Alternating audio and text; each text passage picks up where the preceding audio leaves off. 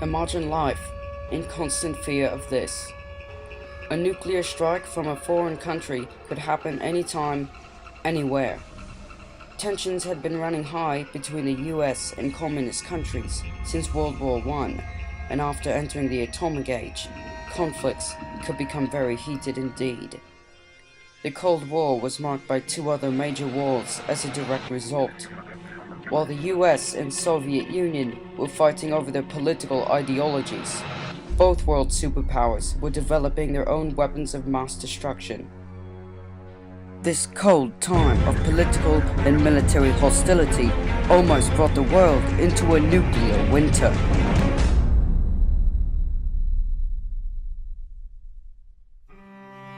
The United States had been wary of communism growing since the First World War, since the rules of Lenin and Stalin.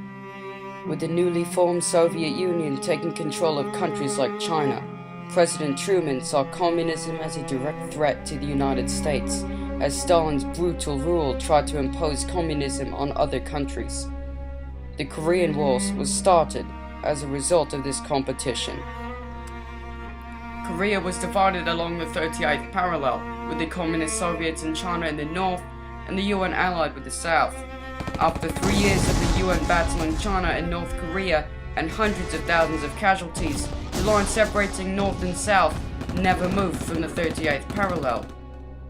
After the war in Korea ended in 1953, along with Stalin's death, the fight between the USSR and the US continued.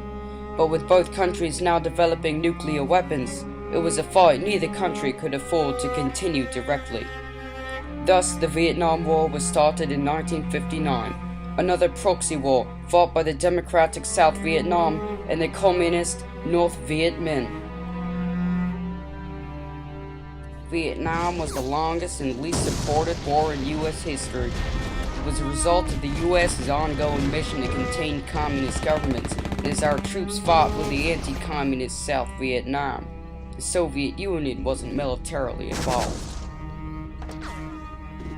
Meanwhile, while the US was fighting in Vietnam, the USSR and US were creating ballistic missiles.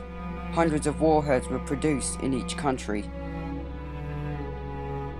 At the time of the Cold War, the more nuclear weapons you had, the more powerful you were. And so the US and Soviet states were racing for power by building up hundreds of weapons. The arms race quickly escalated. Communist leader Nikita Khrushchev and Fidel Castro had placed a stockpile of weapons in Cuba, right along the border of the United States. Earlier photos taken by US spy planes found several launch sites and missiles in Cuba. This threat was addressed by President Kennedy during the Cuban Missile Crisis.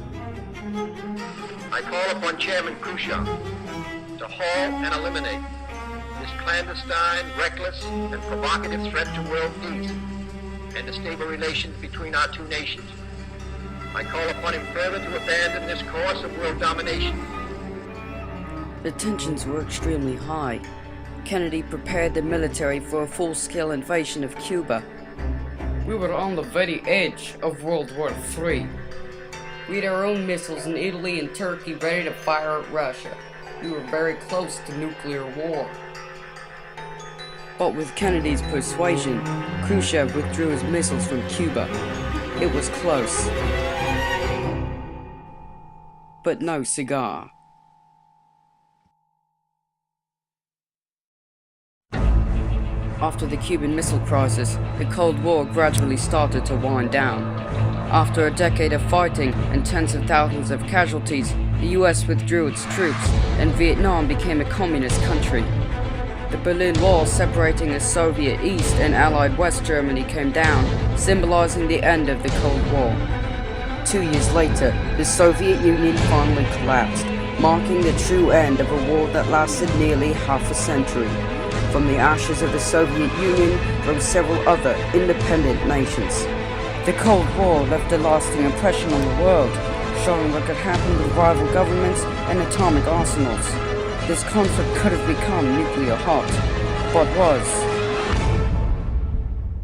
a Cold War.